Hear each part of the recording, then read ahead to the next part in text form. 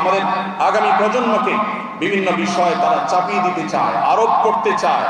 তাদের সে সমস্ত ষড়যন্ত্রকে মোকাবেলা করতে হলে আমাদেরকে সামাজিক হতে হবে, সামাজিক কর্মকাণ্ডে নেতৃত্ব দিতে হবে, সমাজের প্রত্যেকটা স্তরে আমাদেরকে এগিয়ে যেতে হবে, উদাহরণ স্থাপন করতে হবে, দৃষ্টান্ত তৈরি করতে হবে।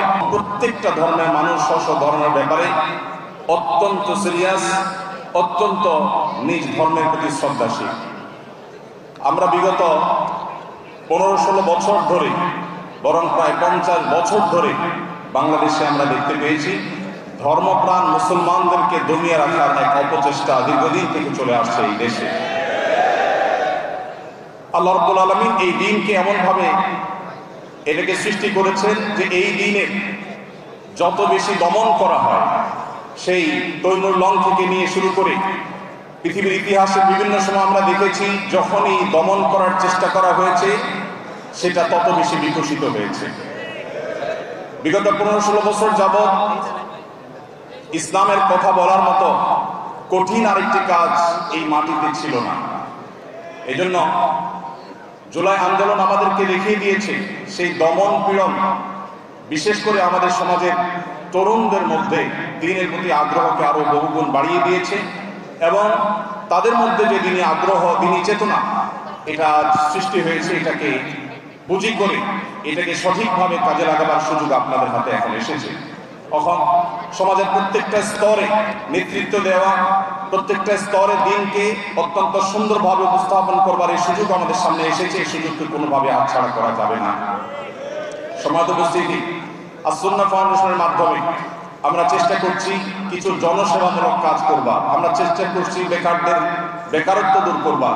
আমি মনে করি তানভীর মিল্লাতের এলামনাইদের মধ্যে এমন বহু লোক আছেন যারা এক একজন যদি দাঁড়িয়ে যান দেশের এক একটি সেক্টরে তারা আইকনিক ব্যক্তিত্বে পরিণত হতে পারবেন ইনশাআল্লাহ। আমি বিশ্বাস করি দেশের বহু সেক্টর আছে যে সেক্টরগুলোতে আজ মানুষ নতুন দিনের স্বপ্ন দেখে, মানুষ নতুন কিছুকে ওয়েলকাম করার জন্য অপেক্ষা করছে। চাতক পাখির মতো মানুষের মধ্যে আজ যে চাহিদা তৈরি হয়েছে সেটা পূরণ করবার জন্য পর্যাপ্ত সেরকম জ্ঞানে, গুণে, বুদ্ধিতে বিভিন্ন দিক থেকে সমৃদ্ধ মানুষের আজ বড় অভাব। আজ তানভীর মিল্লাতের এই এলামনাইদের মধ্য থেকে যোগ্য ব্যক্তিত্ব যারা আছেন, বিশ্বজুড়ে যারা ছড়িয়ে আছেন, তারা বাংলাদেশকে নিয়ে ভাববার সুযোগ এখন সবচেয়ে বেশি। আমি আশা করব সেই ভাবনার জগতে আপনারা অবশ্যই বিচরণ করবেন এবং বাংলাদেশকে আপনারা পথ দেখাবেন এবং আলিয়া মাদ্রাসার জগতে শত সহস্র মাদ্রাসাগুলো যে পিছিয়ে আছে তানভীর মিল্লাত আবারও যদি নেতৃত্ব দেয় এবং এই জাতীয় আরো যে প্রতিষ্ঠানগুলো আছে তারা যদি আবার নেতৃত্ব দেয় তাহলে আবারও আমাদের সে হারানো ঐতিহ্যকে পুনরুদ্ধার করা সম্ভব হবে ইনশাআল্লাহ। সম্মানিত উপস্থিতি, আমাদেরকে আজ নব উদ্যমে সামনে অগ্রসর হতে হবে, আমাদেরকে জাগতে হবে, আমাদেরকে জাগাতে হবে। আমাদের কলেজ বিশ্ববিদ্যালয়ে জেনারেল শিক্ষার্থী, আমাদের যে সমস্ত বন্ধুরা আছে, তরুণরা আছে, তাদের মধ্যে যে পরিমাণ দিনী জাগরণ, আমি বিগত 1 বছরে অন্তত 50টি কলেজ বিশ্ববিদ্যালয়ে বিভিন্ন পর্যায়ে প্রোগ্রাম করেছি। আমি লক্ষ্য করেছি তরুণদের চোখে দিনের প্রতি যে ক্ষুধা তৈরি হয়েছে সে ক্ষুধা মেটাবার মতো, সেরকম জ্ঞানে গুণে সমৃদ্ধ, সর্বগুণে গুণান্বিত এবং তাদের ক্ষুধা মেটাবার মতো উপযুক্ত মানুষের বড় বেশি অভাব চলছে। এই তাত্ত্বিক রেজাল্ট বা মানুষের যোগ্য মানুষের যে অভাব চলছে, এই অভাব মোচনে আমি মনে করি আপনারা অগ্রণী ভূমিকা পালন করতে পারেন। আল্লাহ রাব্বুল আলামিনের কাছে কায়রুন হককে দোয়া করি আল্লাহ তাআলা তানভীর মিল্লাতকে এবং বাংলাদেশের অন্য সমস্ত দ্বীনি শিক্ষা প্রতিষ্ঠানগুলোকে শুধু বাংলাদেশ নয় গোটা বিশ্বের জন্য মডেল প্রতিষ্ঠান হিসেবে কবুল এবং মঞ্জুর করুন। সম্মানিত উপস্থিতি, আমি আবারও বলি এখানে আমার বন্ধু বান্ধবের অনেকেই আছেন যারা এক সময় তানভীর মিল্লাতে পড়েছেন। আমি সেই তথ্য অনেক পরে জানতে পেরেছি এবং অবাক হয়েছি যে যেখানে আমি সফল মানুষ দেখি, তাদের উল্লেখযোগ্য সংখ্যক মানুষ দেখি, তাদের গোড়া তানভীর মিল্লাতে গঠিত, তারা এখানে বেড়ে উঠেছেন, এই ক্যাম্পাস থেকে তারা গড়ে উঠেছেন। এই প্রেরণাকে সামনে রেখে আমরা যদি এগিয়ে যাই তাহলে নতুন বাংলাদেশে সাধারণ মানুষের মধ্যে যে একটা ধারণা তৈরি হয়েছিল যে হুজুররা শুধুমাত্র ওয়াজ করে, হুজুররা শুধুমাত্র কথা বলে, আমরা এই ধারণা বদলে দিতে পারি ইনশাআল্লাহ। আপনারা 2024 বন্যায় দেখেছেন সরকারি বেসরকারিভাবে যত উদ্যোগ নেওয়া হয়েছে, শুধু আস-সুন্নাহ ফাউন্ডেশন এককভাবে 164 কোটি টাকা ত্রাণ কার্যক্রম পরিচালনা করেছে।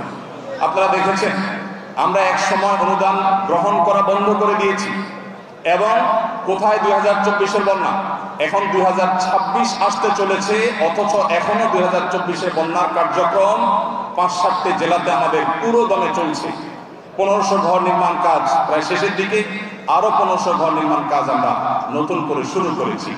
সেবা খাতে আসুন্নাহ ফাউন্ডেশন যেরকম একটি নতুন উদাহরণ তৈরি করতে পেরেছে, আমি বিশ্বাস করি এখানে যারা উপবিষ্ট আছেন অথবা যারা আজকে এখানে আসতে পারেননি, এরকম অনেকেই আছেন।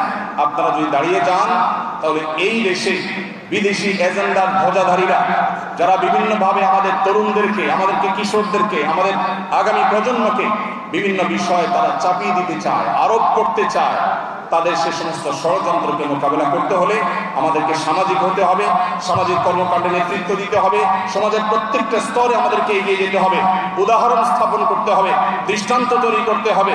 এবং আমরা যে এই সমাজের একেবারে গোড়ার মানুষ, অন্যরা অনেকে হয়তো পালিয়ে কেউ ভারতে যাবে, কেউ আমেরিকা যাবে, কেউ পশ্চিমে যাবে, কাউকে হয়তো সৌদি আরব ওয়েলকাম করবে, আমাদেরকে পৃথিবীর কোনো দেশ এমনকি সৌদি আরব ওয়েলকাম করবে না। অতএব এই মাটি আমাদের, এই মাটিতে আমাদেরকে থাকতে হবে, এই মাটিকে ঘিরেই আমাদের স্বপ্ন এটা বেড়ে উঠতে হবে, গড়ে তুলতে হবে। আমার বিশ্বাস সেটি করবার মতো দক্ষতা, সেটি করবার মতো যোগ্যতা, সেরকম স্বপ্ন আপনাদের চোখে মুখে আছে। প্রয়োজন শুধুমাত্র এগিয়ে যাওয়ার, প্রয়োজন শুধুমাত্র কাজ করবার। আমি দোয়া করি অন্তরের অন্তঃস্থল থেকে আল্লাহ রাব্বুল আলামিন এই তাওয়াল্লাহ, এই প্রতিষ্ঠানকে বাংলাদেশের মানুষ নয়, শুধু বিশ্ব মুসলিমদের বিবেক জাগ্রত করবার কাজে আল্লাহ তাআলা এই প্রতিষ্ঠানটি কবুল মঞ্জুর করুন, এবং এই প্রতিষ্ঠান থেকে বেড়ে উঠুক শত শত সৈয়দ কামালউদ্দিন জাফরের মতো মানুষ, শত শত উস্তাদ জালালউদ্দিনের মতো মানুষ, শত শত অন্যান্য ওলামায়ে কেরামের মতো মানুষ। আজ বড় বেশি প্রয়োজন, বড় বেশি প্রয়োজন। চতুর্দিকে যে পরিমাণ চাহিদা, যে পরিমাণ ক্ষুধা, এটি মেটাবার মতো উপযুক্ত মানুষের আজ বড় অভাব। বাংলাদেশের মানুষ বরাবরের মতো যে পরিমাণ ধর্মপ্রাণ, সে পরিমাণ নেতৃত্ব, সে পরিমাণ যোগ্যতা সম্পন্ন ওলামায়ে কেরাম, দুঃখজনক হলেও সত্য, তারা সঠিকভাবে, যথাযথভাবে, যথেষ্ট পরিমাণে তারা পায়নি। এই অভাব পূরণ করবার এই সময়টি আমাদের এখানে এসেছে, এবং এটা সময়ের সবচেয়ে বড় দাবি। আমি দোয়া করি আল্লাহ রাব্বুল আলামিন আমাদেরকে সেই তৌফিক দান করুন, এবং সেই সাথে ধন্যবাদ জ্ঞাপন করছি অন্তঃস্থল থেকে আজকে চমৎকার আয়োজনে আমাকে দাওয়াত করবার জন্য, আমার সিনিয়রদের সামনে আমাকে কিছু কথা বলবার সুযোগ করে দেওয়ার জন্য।